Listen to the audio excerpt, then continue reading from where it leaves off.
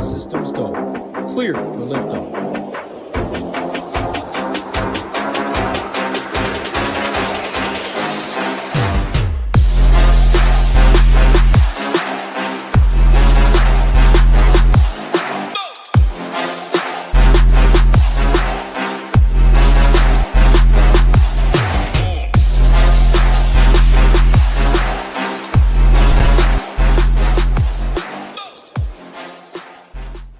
What's up, everyone? Tyler Tamboline here, a.k.a. ToeTagginTambo, back for the Conference Championships edition of the NFL playoffs here. We got two great games, going to be breaking all things down, two-game slate over on DraftKings, maybe talk a little showdown, FanDuel, etc. throughout, but we got my guys Hoop Title here with me as always. Got a shout-out first in, our guy Ross K. Let's go, SHIPIT Nation. Happy to see you guys all here supporting, helping us out. We appreciate it. Hit that like button on the way in. Subscribe to the channel. We're almost at 5.5K. We're trying to get to 6K fast as possible. We're going to do some giveaways when we get to that. But Hoopster, bring you in. We got a shot, my friend. We got a shot. We made it all the way this season. And if anybody who's been watching all season remembers back, Hoop mentioned at one point, it was right before around the Lions-Ravens game. He's a Lions fan. I'm a Ravens fan. He said, who would you rather have in the Super Bowl, Goff or Lamar Jackson? I went with my guy. We won 38-6. But now we have a chance, at least, to see these two guys and see who you would like in the Super Bowl. Hoop, I'll bring you in. What's going on, man? How you doing?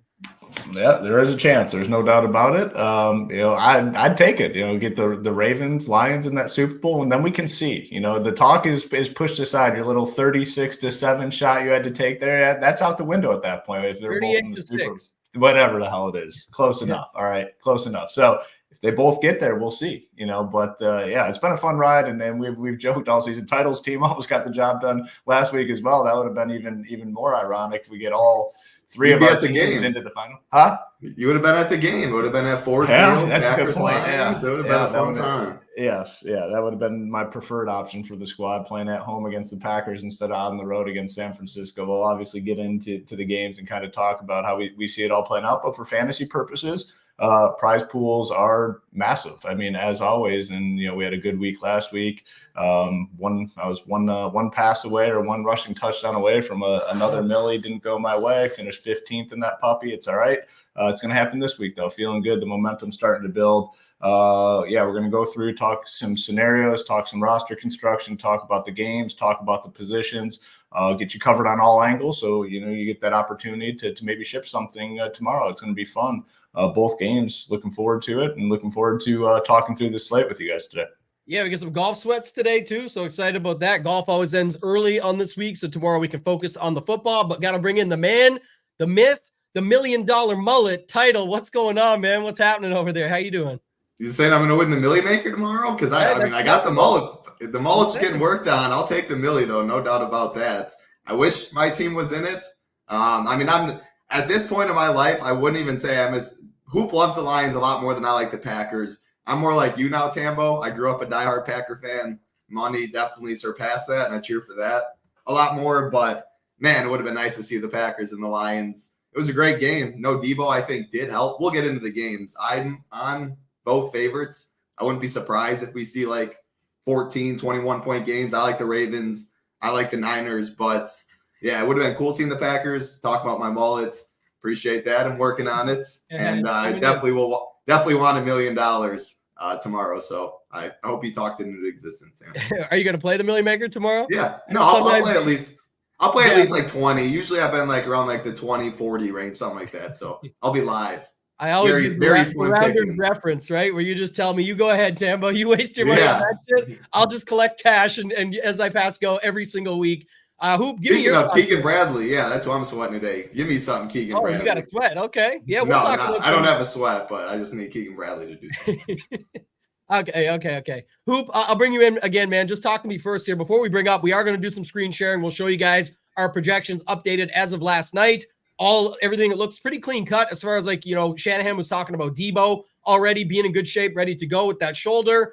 We know Mark Andrews back in the mix. Pacheco already making fun of people, making fun of him that are saying he runs like a zombie. He seems good to go. And then Tony was back at practice. So we'll see if anything else pops up. But as of right now, it seems pretty clean and clear on that stuff. But give me your first thoughts here, Hoop, on How do these two games play out? Because I got some thoughts, but honest thoughts, no bias. What do you think happens in these two games before we get into the position by position? The Ravens-Chiefs game, what's the spread up to? It's Ravens now favored by 4, I believe. And man, I don't know. Like I get honest. I know a lot of people are just kind of assuming it's the Ravens. And we talked about the Chiefs situation that first round of the playoffs. I mean, they looked like crap rolling into the playoffs, but I was like, man, this team just finds a way. And can they turn it on when the playoffs start? And that's kind of what happened. Still a little bit worried about the squad and the options that they have out there. Even despite Kelsey having the good game last week, he does not look like the Kelsey of last season. They still have not solidified like a wide receiver number 2 outside of Rice. I mean, Rice is phenomenal. Again, he has that good connection with Patrick Mahomes. But I just think they have a very narrow path to win this game. Everything would probably have to go their way to beat the Ravens. Can they do it? Absolutely. I mean, there's something magical about Patrick Mahomes. There's no denying it. I mean, I just saw what he has the 6th most playoff wins by a quarterback, and he's like 26. That's absolutely insane. He gets to these games and he finds a way to win. Do I think they can find a way to win this game? Absolutely. So for me, I'm still going to pick the Ravens to advance to the Super Bowl. But I think the Chiefs are definitely live. I don't think it's an absolute slam dunk that the Ravens beat them. There's just something about the Patrick Mahomes thing where he just finds a way to win. Andy Reid is, I think, one of the best coaches that I've seen in the last 10 years. So they're live, but I will pick the Ravens. And then on the 49ers Lions game, obviously it's been a great run for the Lions. But one thing you should know, if you've watched my content over the years, I'm a realist. I'm a realistic guy. And, I definitely thought they could beat the Rams. I definitely thought they could beat the Bucs. Got the job. And this is a brutal spot for the Lions. I think there's a pretty decent chance that they get absolutely blown out in this game. So would I like them advance to the Super Bowl? Yes, absolutely. I'd love it. I mean, it would be the most exciting thing. I remember as a kid waking up every morning, watching Lions on Sunday, sat there on the couch. I'd watch every single second of the game. They got their ass kicked basically every single week. And it was terrible. And you get a little bit older and you're like, man, why am I still rooting for this team? Like, they continue to get their ass kicked. They're just making the wrong decisions. So for a while there, I kind of, bailed and went elsewhere because I like football. And I just didn't want to watch a team just get destroyed every single week. This is the, first, last couple of years, obviously we saw some hope with Dan Campbell. It's the first opportunity for them to get there. I'm pulling for them. There's no doubt. Like I obviously want them to win. But again, I'm very realistic and I'm very realistic with my money.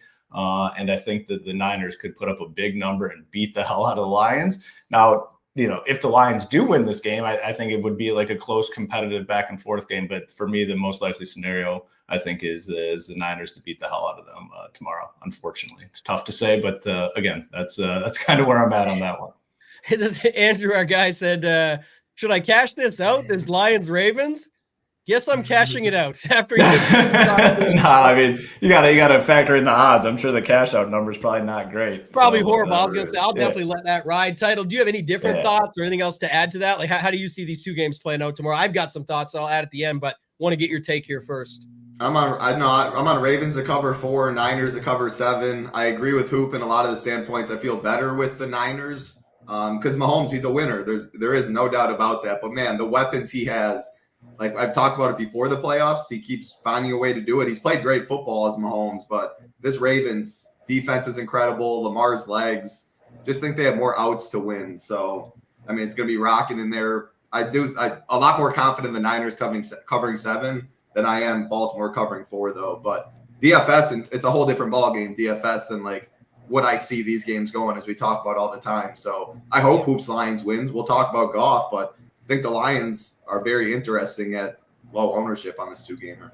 Yeah, and we're going to get to that in a second. Obviously, that's part of this. And 2-game slates, it is kind of like a showdown slate where you're breaking it down on when you want to be building your lineups on what you think is going to happen. And that's where my take is. So I actually think Hoop's take is probably, and yours was similar to it anyway, Title, but I think Hoop's take is what the general public is kind of feeling, right? Like they think the 49ers smash, the Ravens maybe win, but I see more than enough people that are on the Mahomes, the Taylor Swift stuff, that Andy Reid and Mahomes, there's no way, the jokes and the conspiracies and Mahomes has never lost a playoff road game because he played his first one ever last week and won it. So it's like little things like that you see people throwing out, yet it did go to 4. I actually see it the other way. So, I mean, this is no bias. I'm obviously a Ravens fan, but this one stood out to me. I threw it in our Discord the other day. Tell me I'm an idiot in the chat if you want. I don't mind. But the Ravens smashed the 49ers in what was like the biggest game of the entire season leading up to that point. It was like the 2 top seeds. This is going to be a thing. It's only a month ago that this game happened.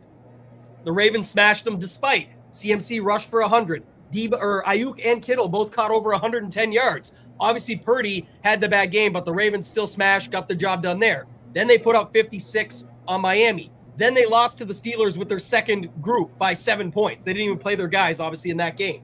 Then they go on and put 34 on Houston after a slow start. None of that stuff really matters to me. The look-ahead line for the Super Bowl, and to Hoop's point of what the general public thinks, is San Francisco is going to smash, and if they get there, they're like a 3 or 4 point favorite over Kansas City in the Super Bowl. So that's just what I don't get. Like, if the Ravens smashed them, and then that's what people are seeing, if they get there against Kansas City after Kansas City beats them, then they're the underdog to that. Like, I just don't understand how some of that stuff works. So I actually think the Lions play a close game. I like our guy Whaler, who's been with us since day one. He won the first ever annual membership to ShipItNation.com. So congrats to Whaler, still riding the wave. But let's be real. He said, where's it at? That's not the first one. Right here. Lions don't have it. Same person. However, if there will ever be a team, it's going to be this one or never. He says or never, but I do think this is definitely the squad. That's aggressive. That's aggressive. I mean, they got the young team. Dan Campbell's a really good coach. Like, 500 years later, Lions still winless in the Super Bowl. So to be clear, to round up my take, alternate lines, Ravens minus 9.5. And I don't think the other game is going to be the blowout. I think the other game is going to be closer. It could still be the 49ers pulling it out in the end, but that would be my take. And if everyone remembers last week, I will take a little victory lap. Those 4-game parlays, everyone got them wrong, but I got them right. I had all 4. I had my one was the Chiefs that I went the other side. The other 3 were good. So we'll keep riding this heater. See, I had a good Saturday last weekend. We got to keep this thing rolling. Oh, you mean you didn't play that? You didn't play the guys parlay that was 10,000 to 1? Remember? Where's our guy Jake? Jake ain't even yeah, here Jake. yet, man. Jake, where you at, Jake? Come on. But yeah, I think the Ravens finally show what's up. They get the job done. It's nothing against. Obviously, no one's going to be surprised if Mahomes and Andy Reid figure it out again. But they're missing some stuff. That O-lineman they're down to, I forget, Thuney or whatever. Like they got some stuff going on over there that I just hope and think that the Ravens come through and get the job done. So that move into 4, I like that. And there's my man. Shout out to Jake. Always a true one that comes back and says it is what it is and rides that. So shout out to Jake.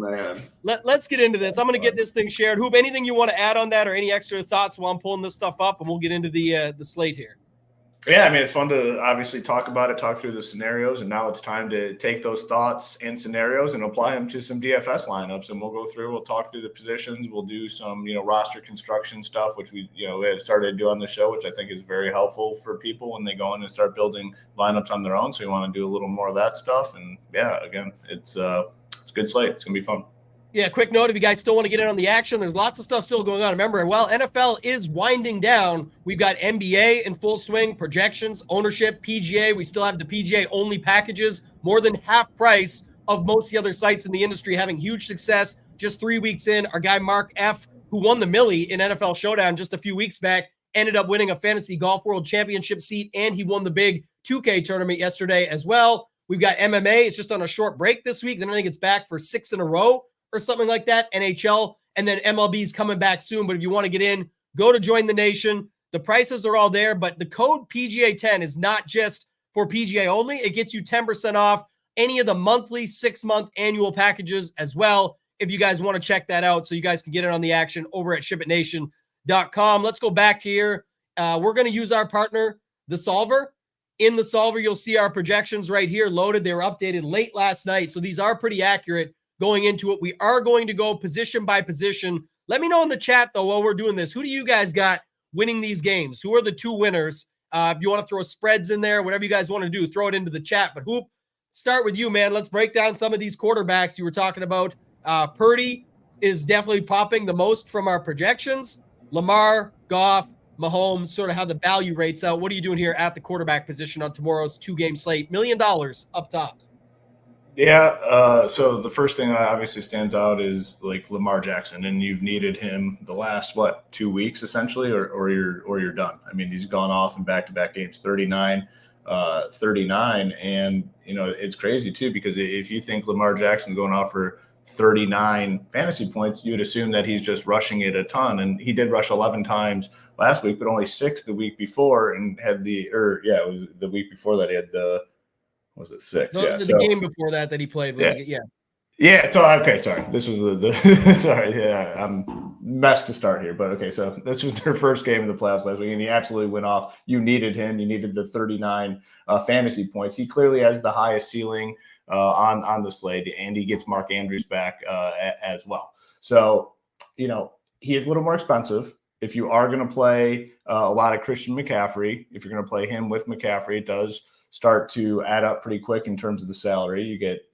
let's see, if you do that, you got Lamar, you have McCaffrey, and then you plug in like a cheap defense or whatever, plug in a defense, you're immediately at 5,100. So it does dry up relatively quickly. But man, Lamar Jackson can clearly just absolutely nuke the slate and be the guy that you need, especially on a 2-game slate. So I definitely want exposure to him. Now, the problem when you are playing Lamar, it's not necessarily a problem, but it's, who do you pair him with? Do you need to pair him with anyone? And now it gets a little more complicated with Mark Andrews back in the mix as well, because there is a chance that, it could be all Mark Andrews. It could be Mark Andrews and likely mixing it in. So that is one dynamic that I think is pretty interesting on the slate, which we'll talk about a little bit more at the tight end position. But getting exposure to Lamar, I think, is a necessity on this 2-game slate.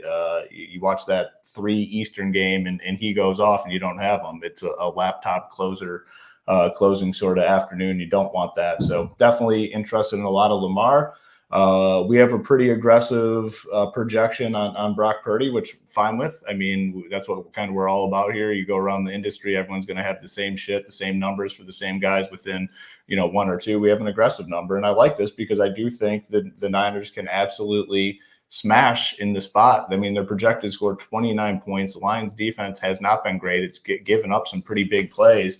So I'm good with the aggressive number on Purdy. We're probably 3 to 4 points, I'd say, higher than the industry. So many options, and now Debo comes back and sounds to be pretty close to 100%. So I'm definitely good with a lot of Purdy as well, and a lot of different ways to pair him. You can pair him obviously with McCaffrey, Ayuk, Debo, and Kittle. I wouldn't mess with any of the secondary pieces now that Debo is back. The next guy I want to talk about is Mahomes, because it does those are the 2 that everyone thinks will get there offensively, Lamar Jackson and real quick, because we're going to show it while we go. So I'm going to go to him for you. I just want to show it. Like you mentioned this scenario, so I want to bring this up. Like Lamar, if you go Lamar, Odell, Andrews with Rice on the run back, you can still have almost 5K left over for your last 3 spots with CMC and 49ers. So just keep that in mind. I just show that up. Now go ahead on your take with Mahomes side of it, and we can talk through that one. Yeah. So after those 2, I mean, again, those are the ones that people think have a chance their teams have a chance to score a lot of points and win the games. The Brock Purdy and Lamar Jackson. Patrick Mahomes, again, similar to what I said with the team, where I think everything has to go the Chiefs' way in order for them to win. That's kind of my take with Patrick Mahomes. I think a lot would have to go his way in order for him to be the quarterback that you need on the slate tomorrow. He's at 6,900, so it is a pretty big price tag. This Ravens defense at home is no freaking joke, and this could just be a really nasty, ugly type situation for the Chiefs. And the game could be, nasty and ugly as well, which does not, for me, bode well for Patrick Mahomes. And you're not getting much of a break either. 6,900. It's tough. I mean, I will have some because, it's a 2-game slate, but I am not interested in getting like way overweight on Mahomes. Again, he doesn't have the options. I mean, if he's doing anything, it's 3 ways. It's got to be essentially on the ground, which he's not going to run a ton. It's got to be to Kelsey, and it's got to be to Rice. I mean, outside of that, the options are just so bleak. I will have some, but probably underweight. And then the last guy, Jared Goff, to me, it's the most worrisome spot. Obviously, we think he could be playing from behind. I don't know if that's necessarily a good thing for him, though, because he's had a really bad track record going to San Francisco. He's like 0-5 in San Fran, and like not good statistics, like really bad statistics. It could get ugly for the Lions, I think in a hurry. So I just don't love him. And it is a potential fade spot for me, to be honest with you. Just fully fade Goff and hope he's not the guy, which I think it's very unlikely he's the guy that you need tomorrow, which pains me again, definitely pains me. But this is a bad spot for him. The 49ers do a really good job of taking away the stuff in the middle of the field. And that's where he has all his success. I mean, just think about the plays the Lions have had recently. It's like over the middle to Laporta, over the middle to Amon-Ra St. Brown. It's been over the middle to Josh Reynolds too. He's had some big plays over the middle of the field, and the Niners do better than anyone in the NFL of taking those plays away. So I just think it could be a very tough offensive situation for the Lions today and tomorrow. And Goff, it scares me with Goff. So yeah, I'll most likely be focusing on Purdy and Lamar Jackson, and then hoping those are the two that we kind of need on the slate tomorrow.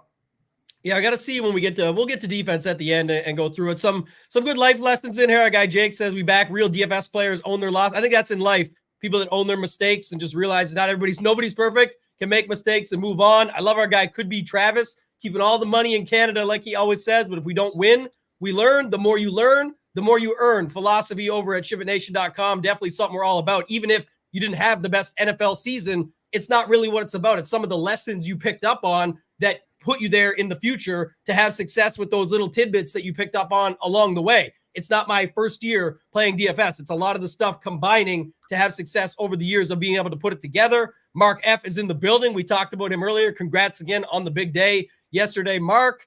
And then we'll get to some stuff here. I'm assuming right here, because I'm going to go to title in a second. I'm assuming Big Rob means at quarterback, because CMC definitely has that upside on this slate. So I'm thinking he means that, but then he says fade CMC. We'll get there in a second with the question mark. So we'll have to see. But title, give me your thoughts at quarterback, other guys, other angles on these guys that you might have. I'll start with Mahomes. You say never Mahomes. Let's ride that train. I mean, dude's box score has been awful. Even in games that they're winning, that he's playing good. 18, 18, 13, 17, 20, 14, 14. I mean, 2 months ago, 20, which is his highest score. If I got to cross off dudes, Mahomes is getting crossed off. Start there, 4 down to 3. I'll go Goff next. All right, Hoop. He's been bad in San Fran. He grew up as a Cali boy, though. High school, played college at Cal. Wears 16 because of Joe Montana. Grew up a Niners fan. The dude's going to be, 10% owned? At the end of the day, it's just a 2-game slate. I'm good buying in on the lowest owned stack. And when you do stack them, it's Amon-Ra or Laporta, or you get the Jameson Williams, who's already going to be popular. So you use him in a different way. Josh Reynolds. So it is concentrated, but it isn't. But, I mean, you can get away with it pretty cheap. It's low. I will say, just to add on to your point, it is probably the easiest stacks of the slate. I mean, you have 2 cheap wide receivers. You have a alpha wide receiver in St. Brown. The 2 cheap guys are Jameson and Josh Reynolds. You have a viable tight end in Laporta, and you have a pass-catching running back in Jahmyr Gibbs. So, and it's going to be the full stack is going to be relatively low owned to the rest of the stuff on the slate, because people are not going to want to play Goff. So to your point, I think you can get there in a lot of different ways with Goff, a lot of different builds, a lot of different roster construction types. And it's easy to make it happen too, because you have the cheap quarterback, you have the cheap wide receivers, and you can get some of the studs on the slate. So that's just one point I want to add. This is like title real quick, and I'll let you keep going. But this is like your lineup right here, right? Just to show it off. You can build like Goff. Even if I took out Williams, I think the overstack would make some sense to get us back up to almost 5K.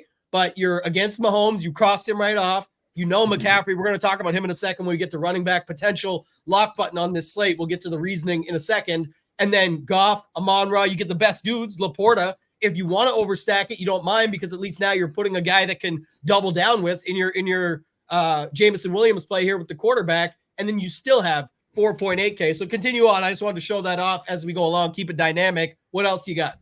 No, for sure. And the higher the stakes, the lower the entries. He's 10%, even single digits in some stuff on a 2-game slate. I do like the Niners a lot. I think they jump ahead. So he will have to throw more. Goff at the ownership definitely is something I'll be playing. And instead of just being underweight Mahomes, I'll just use that for some Goff ownership, because I will be playing Purdy. I will be playing Lamar. I will say Big Rob. I mean, Mahomes is a winner. He's in the Tom Brady boat right now. There's nothing bad to say there, but DFS wise, I'll take these other guys at their ownership. Really is all. Brock Purdy is going to be the chalkiest quarterback on the slate. Him and Kittle will probably be the most popular pairing on the slate. I mean, you can add McCaffrey kind of in there as well. I like all of them. Debo's going to be low owned. You can go the Ayuk route. It's concentrated. The pricing's fine. They're implied for a lot of points. Like, there's nothing bad to say about it. But ownership's like the higher dollar, less people in it, the higher Purdy's ownership is going to be compared to the smaller or compared to like the flagship stuff like that. So I'll be playing 3 quarterbacks. No Mahomes. Even if you play 20% Goff, you're overweight. I do like Goff though. The tough thing with Lamar, I love him because he just has that slate breaking upside. And I guess I kind of throw this back to you on this tangent. Are you going to allow playing him naked on a 2-game slate? Because, man, is it an Aguilar? Is it Bateman, OBJ, Likely, Justice Hill? That's the really hard part about Lamar is nailing who is going to be there. But you also can use that in a good way. You said in the beginning, Tambo, it's like showdown. Like, it's like a 50-50 showdown or 2-game slates, like maybe 60-40 showdown and not because you play the dupe game. You play like the combinations, etc. But I guess to that point, it's good that there's so many options because if you get the lower own options and it's all spread out, you have a better chance at solo shipping. So yeah, 3 quarterbacks, long story short.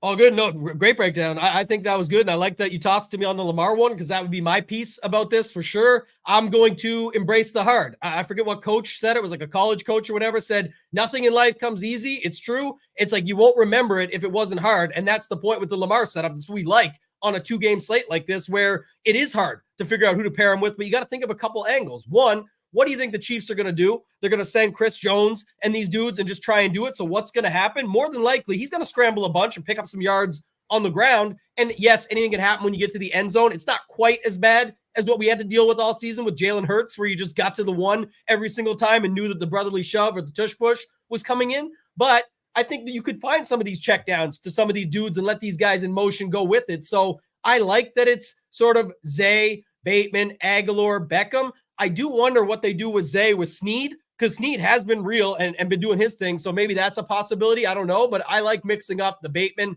Aguilar, Beckham. It's too bad we don't have those Aguilar incentives still on the line, but it seems like he's better when the incentives are gone and done. So maybe he's a guy you could mix in as well. But like the Lamar lineup, if you can just get off Zay and say, forget him and go to Rashad Bateman, or let's just use Beckham because I think more people would use Beckham here. They're all going to be low owned. That's the great, like they're all sub 30%. Right. You can do this. Let me just keep it going here. We're going to continue with this strategy. We're going to get Rice, who seems to be popular. This is the popular version. Again, not saying to roll this out there, but right back to that 4.7 that we were at earlier with Hoop there. It was pretty close to this, I think, that we built up. And that's kind of the same as the other ones we looked at. We're 4.6 between 5. Also to Rance's point here, shout out to Rance. Says last week was Lamar solo, not this week. I think that's possible as well. Again, you can see it. So, what's your take on that, Tambo? You definitely can. I mean, there's no doubt can. Will you? Will I? Probably not. Yeah, okay. I'm like, again, I think it's a lot of recency bias based off of last week. And I think it's just people now are even more so scared to try and find who you combo them with. It's 2-game slate, though. It's not like a main slate when I say never Mahomes, which ties into this as well, where I'm going in a second. But it's not like the main slate. The never Mahomes on a main slate is there's usually 25 other or more quarterbacks you can play. And there's a lot more condensed stacks when you have 25 other spots to go. On a 2-game slate, there's only 4 spots. So, yeah, we know that the Detroit side is easy. Yeah, we know that the San Francisco side is easy, but that doesn't mean it's going to be what gets you there. And we've seen it before where it's one thing goes wrong within that, then you've got a problem on this 2-game slate. I'm more than likely going to, and that's not a pun, we'll talk about likely later on, but I'm more than likely going to make sure I have Lamar with at least one, if not more. I would actually like to see it play out a little bit heavier where I can really get it to pay off if they do what, again, I said earlier, I expect and hope both that they do, is win this game by 10 points or more and make it so that there is no phantom flags and people whining about refs for Mahomes. I want to see the stop down. I want to see it over, said, and done. The MVP gets the job done and shakes it out that way. I probably like Goff the least just because he is the easiest. Again, I just, like Title said, I'm playing the dupe game. Obviously, it took me all season till last week to get to Showdown to ship it 4 ways. It was good. I was happy for it. Thanks to everybody that reached out, but it's hard to get the non-dupes up to the top. And I'm still going to try it tomorrow with $1 million up top. It makes it all the while worth it. So Lamar, Mahomes, my two favorites in the game that probably people think is the least likely to go way over. And then probably Purdy, just because of some of the uncertainty around the Ayuk or Debo, or do I go with the Jawan Jennings or something like that? So I'm going to probably play it out that way. Hoop, any other thoughts there? If not, you could take us into these running backs and start with the CMC lock button conversation.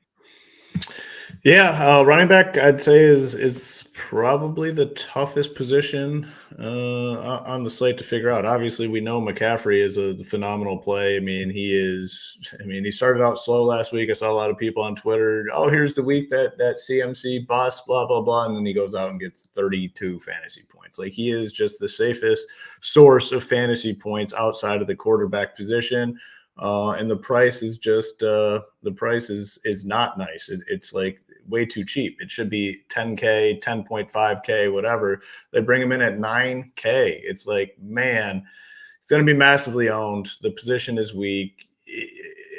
I would never recommend fading his ass. I think you got to get overweight, and getting overweight means you probably got to come close to like some sort of lock button scenario or into the 80% range. It's just a bad price. The position, I think, is pretty. Every other guy at this position has, I'd say, relatively high bust potential, like pretty high bust potential. You go to Pacheco, he's the next guy that people are looking at, but in that spot against the Ravens, like the Ravens defense again at home is very, very legit. I could see him just getting bottled up in this game.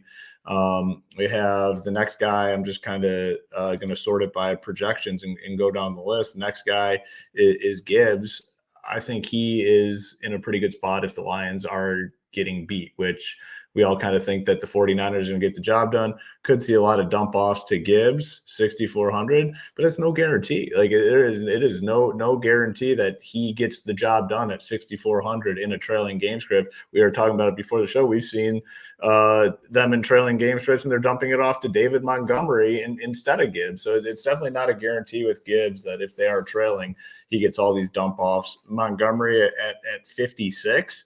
At 56, he is basically $800 cheaper than Gibbs and then $900 cheaper than Pacheco. If the Lions do happen to get it down the field and he punches it in from the 3 or 4 yard line, and maybe it's like one of their only touchdowns of the day, 11 at running back could be enough. Like if he somehow musters up 11 fantasy points or 12 fantasy points, that could be enough if you are playing McCaffrey. So if Montgomery is your second running back and he gets 11, 12, could be enough. And then we have the situation in Baltimore where Justice Hill got more work than Gus Edwards. Everyone kind of anticipated that it would be Edwards over Hill going into the playoffs. Hill got a lot of work, 4,800. I think he ends up getting a good chunk of ownership on the slate because people are going to play McCaffrey and they're going to say, you know what, all these other guys are pretty similar to me. I'll just take the cheapest guy with Justice Hill at 4,800. I want to get some Gus Edwards because I could see them flipping it right back to Gus Edwards this week and saying, all right, he's the guy, especially if you think that the Ravens, beat the hell out of the Chiefs. It could go right back to Gus Edwards. But really, for me, this position can be summed up pretty quickly. It's McCaffrey. You need to get a lot of them. And all these other guys, to me, are pretty big question marks in terms of their production, their role, how their games play out. I could see any of them bust. But the one thing that definitely stands out, I just don't see massive upside with anyone else outside of McCaffrey. Like, I just think they're all capped to some extent. I think the RB2 position could be one, again, with like 11 or 12 fantasy points. So who do you think is most likely to get like 11 or 12 out of those other guys is how I'm viewing this position. And then again, with all these other cheapies, if you want to say, all right, it's not going to be Pacheco, maybe it's Edwards-Helaire, there's just not enough of a price discount. $4,500 for a backup running back, there's just not enough. It's just not enough of a discount. So I get why they do it. In the regular season, it makes sense. But in the playoffs, I'd like to see them bring down these backup running backs, bring their price down to like 3K or something to entice us to play these guys. But that's a conversation for another story. It's McCaffrey. And then to me, it's a bunch of question marks after McCaffrey. Yeah, we'll get to some of the other questions after. I'll let Title go ahead. But what was I seeing here? Just a bad day for Nick Cat. I mean, who cares about the refs? We're going to whine about that shit all season long. Yeah, this is what everyone says. Mahomes is going to get all the calls. We're going to stamp him. it's not going to be a problem. There's not going to be calls to be had. If you're up 2 touchdowns, it don't matter when it's that late. So that's going to be the key there. That's my take on that one. And then where's the other one down here? Like Nick goes from 3K. We'll get there, but he goes, oh, who's the 3K guy going to be? And that's like, oh, who's someone from 3,500? Yeah, it's all Chiefs. There's literally only Chiefs and one San Francisco guy. So make sure you get some Chiefs scrubs into your pool if you're looking for a 3.5K wide receiver. Title, I'll kick it over to you, man. McCaffrey just seems the running back position is just so bad on the slate. You only have to play 2. You don't have to put a third in the flex if you don't want to. So there could be a spot. I mean, he already projects for 25 to 30 around the industry. Projection's just a projection, just a part of the puzzle. But if he scores like 15, 16 with how bad this pool is, there is a chance that he's still the guy. So what are you doing here at the running back position tomorrow? Yeah, first of all, I love it. Coach Tambo fired up. I liked it. It was like you were a coach right there. I'm ready. Come on, Ravens. Yeah, they're gonna run through. They're gonna run through a brick wall for Coach Tambo. Yep, that's how I felt like. I'm like, man, let's do this. Yeah, I mean, so 4 teams on the slate, 3 really good defenses: San Fran, KC, Baltimore. Detroit by far is the worst defense. So Purdy at his price. McCaffrey. I mean, what is DK doing? We've been Hoop and I in the cash show. I've been saying this since like week 8. FanDuel, phenomenal job. He's still going to be popular at 11K on FanDuel. I mean, but good for them. You actually have to make decisions.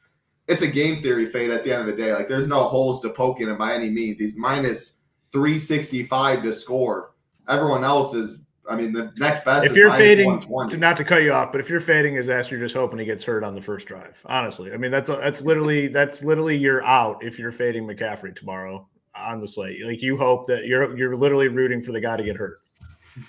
Yeah, I mean, if you win $1 million, hey, we saw Squirrel Patrol do it on a 2-game slate with Nick Chubb earlier in the year. So it's a game theory fade. He's going to be with Nick Chubb getting injured though. That's what I said with Nick Chubb. That's literally the play. Yeah, no, you're right. I'm just clarifying Title so the people know. Title knows for sure. He was witnessing it. I'm saying for everyone who doesn't know, like he faded Chubb and Chubb got injured and Chubb was like, what, 80% that slate because it was so obvious and it just ended up being his backup that gets all the work. So obviously that helps. You can play that angle. It's just that is, to Hoop's point, what you're kind of hoping for. Sorry, go ahead, Title. No, yeah, for sure. There's not really strong takes. There's 6 running backs I'll have in my pool. I think it's really clear. C-Mac, Pacheco, Gibbs, Montgomery, Hill, Gus Edwards. I'm not playing CAH or anything.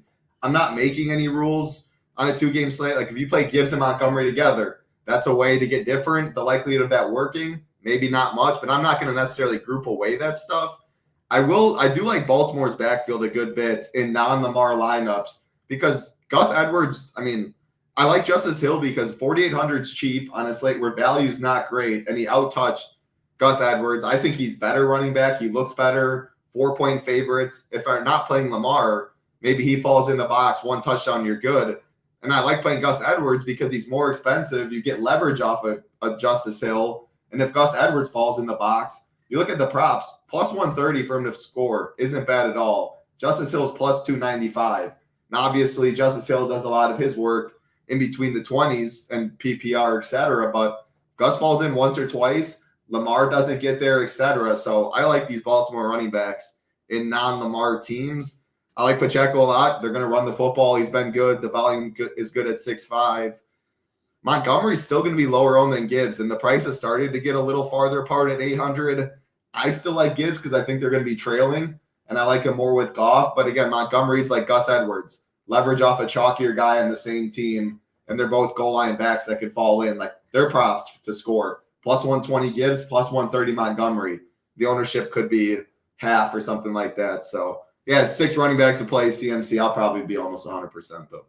Yeah, the CMC thing is just what we said. We already went through it enough. I like this Gus call, like you guys mentioned. First of all, it fits my thoughts for the game. It's a guy that can get you 2 or 3 touchdowns. Definitely. He won me 100K over on FanDuel earlier this year during this 3 touchdown game. So you've got opportunity with a guy like him on this slate where he could be the other one that you need. Most people will have the Detroit guy, one of Gibbs or Montgomery, or maybe a Pacheco paired with CMC. So you already know people are going CMC. So a couple things. 1, get a Baltimore guy with CMC. 2, play CMC with the Detroit D, because even if Purdy makes mistakes, and like I said, if Detroit does keep this game a little bit closer, it could be off of Purdy mistakes or drop balls or things like that. but that doesn't mean CMC doesn't stay involved. I mean, that just means he gets more checkdowns. He's getting pumped 20, 30 times. Like, this is the thing where I'm just looking for ways to get different. I like these setups for sure. And then the Justice Hill thing, as a Ravens fan, I don't love it, but I will say this. If you don't play him a bunch in DFS, or you play a limited number of lineups and don't get there, I would definitely hedge if you wanted with the prop for the over longest reception for Justice Hill, because that's definitely how it's going to happen. It's a Chris Jones coming at Lamar, a flick up over the top, Justice Hill out to the right for 20 yards or something, and then goes down. Everyone that has him at high ownership for his price is all excited. Could be all he does, though, and then that prop really smashes, and you still get everything else you want. So try and win both of those in that spot. I definitely think that's an angle to approach it from. I do also like this lineup. I like where you have a lineup where it's just Montgomery and the 49ers D, because then what I'm saying is the 49ers D still do what Hoop said. They smash, they get the job done, but it ended up being Montgomery and not Gibbs, who maybe just got a touchdown and 30 yards on the ground. It's just something that you needed based on how bad the other side of it did, or Gibbs didn't come through on the checkdowns, things like that. So I do think you could still do it with Gibbs, obviously. I'm just saying I think you're going to see Montgomery with a little bit lower ownership when it comes to that spot. Not much else. You guys did a good enough job breaking it down. We can keep it moving here and go to wide receiver title. I'll start with you this time. I'll sort it by our value. The reason I want to say that is because, look, it's already bringing up all the dudes. You can just fill it out from basically that side of the game completely. So talk to me about this wide receiver position. Yeah, I think it'll be easiest if I just go team by team, but just how you did click it by value, like the second game's so much better, the Lions and Niners, when it comes to receivers. So starting on the Chiefs, I mean, Rashee Rice is the only guy that I'm looking to play. I'm not playing Mahomes. Rashee Rice has definitely been very good. Scantling, Watson, Hardman, it looks like Tony will be active. All these guys mix and match. They all stink. I'm not on Mahomes. I'm not on these guys. So Rashee Rice or bust there. Easy. Ravens side's tough because I don't really love any of them individually. Like, tough matchup for Zay. He's pretty up there in price. Bateman played a lot of snaps at the expense of OBJ. I wouldn't be surprised if that went back a little bit, though. So I don't know. It's kind of murky in that receiver room. I'll be playing him when I'm playing Lamar, just hoping to get who's going to fall in the box. It was Aguilar last week. He's 3.8K. None of them excite me, though. So really just with Lamar stuff, hoping to get the right pairings. Detroit, by far the best. Josh Reynolds, Jameson Williams. Jameson Williams will be one of the higher owned players on the slate just because of the lack of value we have. Reynolds, a good play. I'll be playing both of them, and that is also why I'm playing some Goff. He's cheap. They're low owned, and it's just easy to know what pieces to go to. Amon-Ra, great play too, 7-9. Like, if he's somehow outscored McCaffrey, or we're going to get to Debo in this game too. Debo at 7-3. There's just not really spend-ups on the slate. I mean, that's how we see a solo shipper. If one of those guys somehow score, you can leave money on the table, just different roster construction there. Debo with the injury and stuff, Ayuk's going to be way higher owned for $400 cheaper. If Debo's 100% like we think, I'll be buying into the unknown, I guess, a little bit, trying to win $1 million there. I like Ayuk on that side. I don't know. I'll let you talk about Jawan Jennings. That's your boy now. I haven't seen a jersey on yet, Tambo, but I was expecting one. But yeah, that's the receiver breakdown. Yeah, came through in the clutch. He's the only guy down there, though, that would, Richie James is down there, I guess, at the low end. Jawan Jennings is now up. I was just trying to see something quick before I go to that. Jawan Jennings is now 4,600 with Debo back. Again, another guy I'll talk about him in a second, but just to note it, like, this is what we need to embrace. Rand said it twice. So nice. He said it twice. KC wide receiver, so random outside, and then not nice, gross. KC wide receiver, gross. So we know this, but this is a slate you want to play roulette on. Like, that's how it's going to happen, right? The Ravens, we've seen it in the past. It was, I think, the Ravens versus the Patriots a few years back. It was the same thing. It's like they'll have one lapse in the game, and it will be one of these guys, whether it's Watson, MVS, Hardman, who knows, maybe even Tony, that end up doing the job and getting it there. So I think you are going to have that means they got to catch it, though. They got Tony, they got MVS. You didn't watch the game last week? MVS was roping them in. Yeah, wait till that big one. Streaking down 60 yards for the Super Bowl, and the dude off the fingertips. Yeah. This guy can catch it. Justin Watson. I don't mind him. Yeah, 3,300. He can catch it. Hardman, we've been trying to make work. People might be done with him now, so could definitely be something that we see there. But one thing I'll say about Jennings, and then I'll kick it to you, just a note, like, not because he won me money last week or anything, but I think it's interesting with Jennings and with Likely when we get to tight end is these guys have still been in the game flow already, doing some stuff. And it's not, I know it's the chance to go to the Super Bowl, so this, that, and the other, but we see coaches make different decisions all the time, but they're ready to go based on maybe Debo doesn't play, maybe Andrews isn't healthy enough still. Now they both are. And I know this, as does everybody else, but that basically to me says most people go off of those other guys, but we've still seen them be ready. We had it happen with the Bengals, and it ain't in a conference championship game, but when Jamar Chase was supposed to be out and then he ended up playing, everyone moved off of all the value plays, and you still saw guys like Trenton Irwin and Iavosis and these guys come in. They were practicing all week, getting their plays. The play was still in the tank, ready to be used. Why not use it when it's a place people don't expect for a chance to go to the Super Bowl? We see that all the time. So, Hoop, I'll kick it to you on that note. What are you doing here at the wide receiver position? Yeah, so the one thing that definitely stands out, if especially if you're building like a lot of teams, if you just go in and hit optimize for 150, you are going to get a lot of Josh Reynolds and Jameson Williams. 4K for Reynolds, 3,700 for Jameson Williams. Like, they are the two that just that pop, and you're going to get a ton of. So I'd be a little careful there with how you build those teams. I'm not opposed to grouping those out so you don't get that combination, because the odds of both of them getting there, I think, are somewhat unlikely. So that's one thing that stands out. Another big talking point, I think, is what you do with Debo. And prior to the reports yesterday, people were going to be scared to play him if he was in. Well, then you get the good coach talk and the good talk from him where good to go, no restrictions. They're going to use him in full capacity. So I think there's an opportunity to take advantage of that situation and make sure to get over the field on a guy like Debo, who is, one of the most dynamic wide receivers in the NFL. And the price is $7,300. So, I mean, he's the second most expensive wide receiver. That could scare people away a little bit. I think taking an overweight stance on Debo makes a lot of sense on this slate. That's one way. If there's no injury concerns at all coming into this week, he had a good game last week. He'd probably be one of the highest owned wide receivers on the slate. Well, he had the injury thing. It didn't look terrible either. I want to be big on Debo tomorrow. So those are a couple things that stand out. Amon-Ra, you know what you're getting with him. The potential for a lot of targets, a lot of receptions, difficult matchup. 49ers take away the stuff in the middle of the field. Ayuk, phenomenal play at 6,900. If Debo is limited in some capacity, which I don't think is the case, he has the potential for a really big game. Rashid Rice is basically the only guy I think you can play with the Chiefs. I mean, I will mix in some Watson. I will, maybe play some Hardman, MVS, but it's going to be small amounts of those guys. Like, I would not be going overboard. I mean, we're talking a 2-game slate. So there are paths where if a wide receiver goes out and gets 8, 9, 10, that's what you'll need on the slate. So I think it's okay to embrace some of the risk with these cheaper guys, hoping that you need Lamar, you need CMC, and you need like a Kelsey or something at tight end. And then like these cheap wide receivers, if they get 7, 8, 9 fantasy points, have the chance to be the guy that, makes everything work. On the Baltimore stuff, yeah, it's tough. I mean, Zay Flowers, Bateman, Aguilar, Beckham. The nice thing is, I can't remember one of you guys brought it up, but they're all coming in at pretty low ownership. None of those guys are going to be like high owned plays on this 2-game slate. You're going to have to just play some of those guys.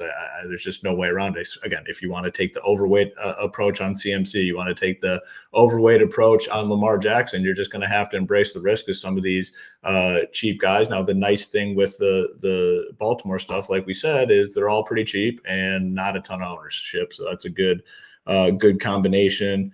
But for me, the two main talking points are if you just go in and run teams blindly, you're going to get a ton of Reynolds and Williams. And I prefer Williams over Reynolds by not a super wide margin, but I think Williams is the guy that could get it with the 49ers taking away the middle of the field stuff. Like, I'll just take my chances on a bomb to Jameson. Maybe he converts. Like, if they're trailing, they'll throw him at least 1 or 2 bombs down the field and see if it works. I'll just take my chances on that sort of play over Reynolds getting like 6 catches or something like that. So give me Williams over Reynolds. And then Debo. I don't know. It's hard to gauge what sort of ownership Debo is going to have tomorrow. I don't think anyone really knows, but I'll make sure to be overweight on Debo. So those are my two main points at wide receiver position. Yeah, it's definitely hard to see people getting to Debo heavily. I mean, obviously he's going to fit in. Optimizers are going to start to put him in eventually, all that stuff. But overall, I don't think he's going to be very high owned just because people would rather go to Ayuk. You've already got CMC in there. You've got Kittle. CMC's ownership so high, usually using Debo to leverage that. So got to keep those things in mind when you're doing it. I talked a little bit earlier, like the Watson, Hardman, MBS, Tony type group. Not playing a bunch of them, but like if you mix them, matching them in, those would be the guys where you just got to hope that it goes your way. I mentioned Jennings already. I'm in on Bateman and Aguilar. I mentioned it for the Ravens, but if anybody gets locked down for the Ravens, I think it would be Zay. I think it's going to be Andrews opening things up over the middle, likely still in the mix. And so you've got a spot where if they just want to shut down Zay, that's fine. These guys, I feel better about Bateman, Aguilar, and Beckham catching balls than someone like the Watsons and Tonys and MVSs. And it's not quite the exact same price, but it's in that similar range where I'm definitely comfortable with that. And then some of the builds, like if you go Goff with Reynolds and Williams, and you probably got CMC in there, you've got about 27,000 left over. If you swap it out and go to Lamar, Bateman, and Aguilar, it's only like 1,000 off. Beckham, it's a little bit off even more, but still, it's like that's because of Lamar though. But again, if someone said it, you need the 35 upsides. It's probably Lamar and CMC. So if you just look at it from that perspective, you still have 5K. You can still get other guys into these lineups. I think it's very, very doable. So keep that in mind. Obviously, up top, like I'll definitely tell you right now, I'll have less of definitely Amon-Ra, or sorry, not Amon-Ra, Ayuk, Reynolds, and Williams, and more of Amon-Ra, Rashee Rice, and then going down to these guys like Debo, the Batemans, the Aguilars, the Watsons, all of the Jennings. I'll be more on the KC Baltimore side of things when it comes to wide receiver because we already know quarterback and running back are pretty clear cut. Guess what? Spoiler alert, we're about to get to tight end. It gets pretty clear cut too. Even when you think you know the secret punt, it's the same secret punt everybody wants. So we'll talk about him when we get there too. But shout out to my guy, Nick. Hopefully tomorrow, January 28th, is a special day. That's all I'll say. And my Ravens could go on and be playing some DFS, but the 2v2 swapperoo is a bet. Actually, I said it earlier. A lot of people are teasing the Chiefs up and teasing the 49ers down. I like just taking it as is. The two spreads, parlay them together. Ravens -4, Detroit +7.5. That's the swapperoo. Go the opposite of what everybody thinks is happening in the betting world tomorrow. I think the Lions can play a close game. I think the Ravens win. Even if they only win by 7 and you say I was wrong, it wasn't a 2-touchdown win. A win is a win. It beats the 4 number. Title, I'll go to you here, man. Kelsey, Kittle, Laporta, and then you got, I mean, it's laid right out. It's literally laid out like it's supposed to be, right? It's going to be Kittle. It's going to be Kelsey. People will play Laporta, and then Andrews, and then it's Noah Gray is the cheap punt everyone thinks is going to eat Kelsey's lunch. Yeah, that's a good breakdown. I will say I'm going to add a little Justin Watson, who mentioned him, and you mentioned him multiple times. He will be my other KC receiver with Rashee Rice down there as well. So as far as tight end, I mean, you said clear cut, and I think to an extent, but there's a lot of options at tight end. And I will say, if like 2 tight ends is going to be very popular. Running back isn't great. Receiver's tough. A lot of good tight ends here for very affordable. I wanted to start with Noah Gray because, yeah, that's the guy that you're hinting at that, the cheap value that, I mean, is projected okay, I guess, but he's 2,500. Like the min price for running back and receiver don't go all the way down that far. Noah Gray gets some targets. He's on the field. But 0 is very much in the range of outcomes for him, which is not going to win you a million maker more than likely. I'm probably good just Xing him. I don't know. I want to hear what your thoughts are too. I don't really like Kelsey that much either, though. If I'm fading Mahomes, my stance is I just don't like much of these KC guys. I like Rice because I think he's by far the best. And you talked me into Little Watson, who's cheap down there at 3,300. But I don't like these KC guys much. Kittle's just a monster. I'll be playing him a bunch. I like him in 2 tight end builds. I like him with Purdy. I think Kittle absolutely nukes in this spot. Again, going to be the most chalky tight end. The Lions defense is by far worse than all these other 3 defenses. So, yeah, I'm going to be playing some Niners in my teams. Laporta, think he's solid too. I like him in Goff stacks as well. I prefer him in Goff stacks, but I think he's fine as a one-off. Andrews is the interesting talking point. I mean, he's practiced in full all week. I mean, I think he's probably good to go. Is he going to play 100% of snaps? Probably not. Is he going to play more than 50? I guess it's all guesswork at the end of the day, but he's going to be pretty low owned. I like Lamar. I'll be playing a lot of Lamar and Mark Andrews stuff there. I like Mark Andrews a lot more when I'm playing Lamar than I do as a one-off. But again, I think he's fine, and a way to get different is using Andrews as a one-off. I don't love the likely stuff as much, but he's going to be low owned at 4,300 too. So my breakdown, Kittle by far my favorite. I like Mark Andrews a lot more than Lamar stuff. Good with Laporta. Those are by far my 3 favorites. I'll be underweight KC stuff. Gray and Kelsey, that is likely. He's going to be, 5% maybe? I don't love him much, but I'll let you talk about him. Yeah, I was going to say, too, for clear cut, I mean, I think we know where people are going. What actually happens, I'm with you. I don't feel like it's as clear cut. You're kind of mixing things in with your stack and doing it as you go along. But my take on likely was like the Jennings one. I just think for, the guy's been in the mix. He's been a great target for Lamar, and everyone will say, oh, they won't trust him because it's the Super Bowl on the line and all this. The trust is there. Lamar trusts his guys. He's going with them. And Andrews can be out there, and he's going to be involved too. I think there's a chance Andrews could actually smash, but I'm just saying, there's not going to be much ownership on Isaiah Likely tomorrow, and I don't see why they just completely phase the guy out that's been fine for them and really helping the team out, moving them along as they needed him all season with Mark Andrews out for the part that he was out for. So I think that. The other thing I'll say about Noah Gray, I will not be Xing him, so I'm going to go back at what Title mentioned and want to hear our thoughts. I will not X him. I will actually look to use him in some 2 tight end builds versus just use him to make all the wide receivers work. Like I could see a world like this where people are trying to do different things here. And again, they may pop one of these guys down. Let's say it's probably more likely, we keep using this one, but it's more likely this is what people set it up like. But I could see this, for example, because you still have almost that magic 5K number we talked about. And I don't know how many of these will turn into 2 tight end builds, but something like this, you're still in really good shape. So I don't mind that, but I will play some Noah Gray. I'm just going to try and use them differently. I also wouldn't hate if you think, I know the chat was talking about it earlier, that they think, they're talking about how good Baltimore is between the numbers and they're going to have to throw outside. Again, that's what everybody thinks. That's what everybody knows. What if they just pepper Kelsey and Noah Gray all day and try and do it that way? And that's what it sets up like, and you end up calling them a little combo pack, right? 6,600 and 2,500, get that thing rolling. There's definitely a possibility for that. So give me your thoughts here, Hoop. What else you got at tight end before we move up, wrapping this thing up? Yeah, I'm pretty closely aligned with Title, and I'll start the same way he did, like the Noah Gray thing.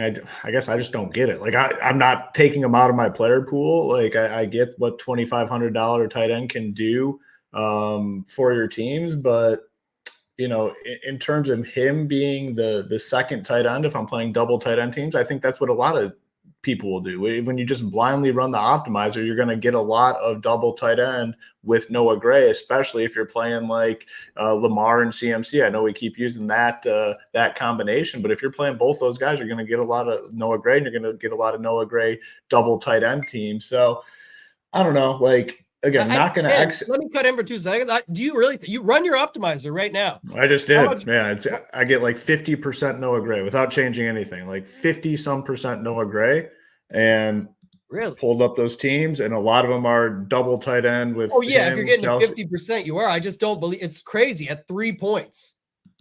Yeah. Okay. Well, I do have some. Okay, I guess I do have some stuff in there to make sure I have a good chunk of Lamar and CMC. So maybe it's pushing it a little bit more. I haven't fully ran teams or anything, but I'm not against your thought here. The reason I brought it up though is because anybody that's going the Purdy, or the Jared Goff route does not need that. They can easily fit like the Kelsey Kittle team. And that's what I'm saying. So like the Lamar CMC teams, you're going to get a lot of Noah Gray. Like you just are. You're going to get a lot of Noah Gray double tight end teams if you go that route. I just don't understand why he's going to be like 25%. Like or 20% or whatever it is. It's looking like a big number no matter where you go. A guy that's projected to get like 3 and very likely to end up with 0 fantasy points on the slate. And again, I'm not saying I'm Xing him out, but I just cannot see myself getting to that ownership number. And I feel pretty good about it. Like there's a very high likelihood that he gets 0, 1, or 2 fantasy points on the slate. The one I want to embrace is Mark Andrews. I'm going to take my chances that it's Mark Andrews that is fully back. And when he's 100%, his connection with Lamar Jackson is absolutely phenomenal. The ownership number is looking pretty low on Mark Andrews, no matter where you're going. And I do like Title's call on this as well, where I really like him on the Lamar teams. Like if he goes out there and gets you the 70 yards and 2 touchdowns, probably need Lamar as well. So really like pairing those two together on the slate. I will include some likely though as well. Just because I think there is a chance that there is some sort of a split. We really haven't gotten any information, but I want to embrace the risk of that situation more than some of these other spots. So going to be big on Andrews. I will have some likely. Laporta, I mean, I think I want Kelsey over Laporta. That's the one spot where we differ a little bit. If they are struggling, if they are playing from behind the Chiefs, it could just be Mahomes just forcing it to Kelsey and get some of those plays where they get it to him behind the line of scrimmage and he just bulldozes forward for like 10 to 15 yards. So, Kittle, Kelsey, Andrews, likely, and I'm not as high on like Laporta and definitely not as high on Gray. Yeah, and this is the note. Remember the start of that game? I brought this game up earlier, being that big one of the season that was on paper, at least the first game that was sort of playoff-esque on like what people were calling a Super Bowl preview and all that. Remember, it was like a 70-yard, I think it was like 75 yards in the first drive for Kittle. Like he just got slammed right away, and it happened that way. Hoop, you brought it up. Like this is the thing: 4, 3, 4, 1, 5. He once hit 10, but it's to what you said. Like that 3 or 4 may not even be needed. And at that ownership, we've seen again played a lot of DFS in my time. There's one thing I'm certain that happens when the cheap, whether it's a wide receiver or tight end, gets super popular like that, you leverage it and pivot at the same time to the cheap wide receiver. In this case, if it's going to be Noah Gray getting all that ownership, you're waiting around for your 4 to 6 points. Meanwhile, it takes one catch. Justin Watson is really the nuts. That's what I got out of this show. Justin Watson is really someone $1 million. It's not scambling. Because look, the 6s, the 8s, the 7s, the same as Noah Gray happen all the time, but there's a 16 spike. There's a 14 spike. Shipping. You need to play for the spike. It's $1 million up top tomorrow and nothing to second almost. So that's the whole point where you make it all work. You think it does. I like Noah Gray in showdown. I like Noah Gray anytime touchdown, maybe over longest reception, something that they get away with.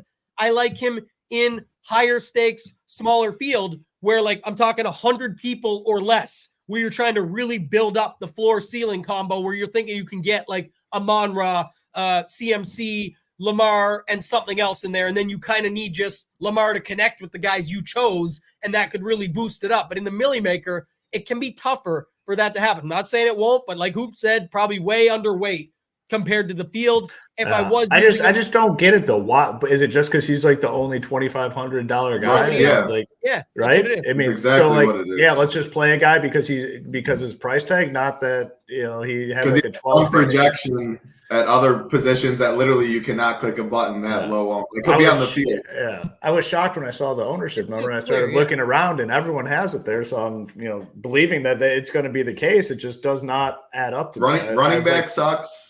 No one wants to play golf. There's only a limited cheap receiver options like double tight end and him being one. You said it though earlier. You need money. That's why everyone's playing CMC. It's going to be 70% owned or more. So that right out of the gate puts you at 5.1K. Nobody, and then it's this part. Nobody wants to click these guys. Yeah.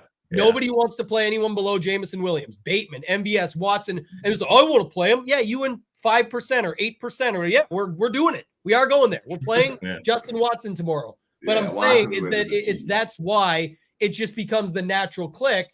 And then for building up ceiling in lineups like this, you can get Kittle in there. You can get Brock Purdy.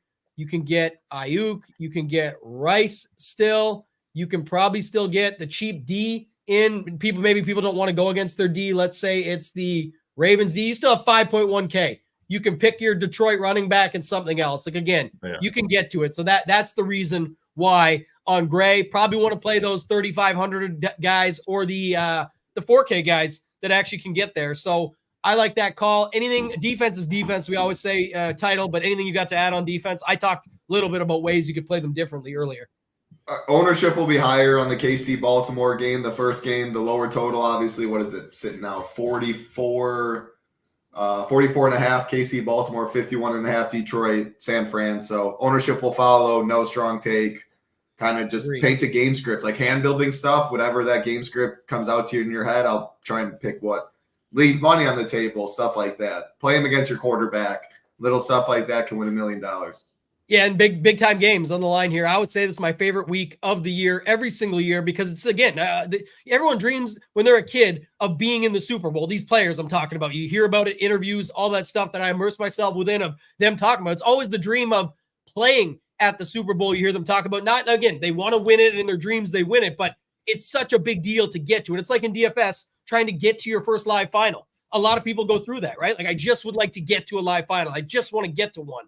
It's part of that. It's the hardest part, is getting to the event. And so this thing, there can be a lot of mistakes made. And that's going back to defense now, where if these quarterbacks make mistakes along the way, obviously guys like Mahomes been there, but the other guys that want to, get there, make mistakes along the way, you can see these defenses against quarterbacks be even more popular than usual, because it's, yes, they make a few mistakes, but then they find their way back, and that clawback is where all the fantasy points align with on the offensive side of things, but the defense still did their job. So more so than ever, I got no problem playing defense against quarterback. It's always a small slate thing. It's not rocket science, but just to bring it up, part of the reasoning why is that hoop, defense, and then anything else to add on this slate that you've got for your side.